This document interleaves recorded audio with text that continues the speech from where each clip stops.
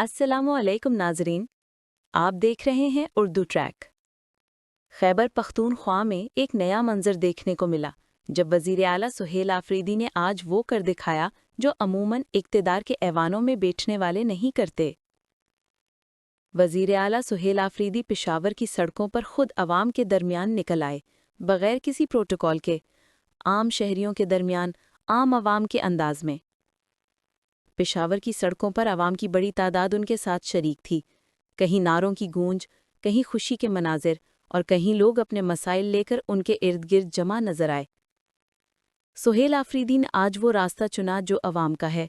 उन्होंने बीआरटी में सफ़र किया, लोगों के साथ बैठकर उनके मसाइल सुने और मौके पर ही हल के अहकामात जारी किए।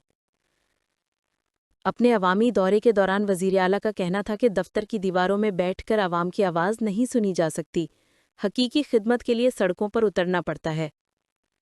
उन्होंने ऐलान किया कि जल्द ही बीआरटी को खैबर तक बढ़ाया जाएगा ताकि सूबे के अवाम को जदीद और आरामदेह सफ़र की सहूलत मिल सके।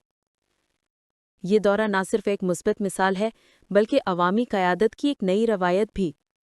मज़ीद अपडेट्स और अवामी रद्द-ए-अमल के लिए देखते रहिए उर्दू ट्रैक।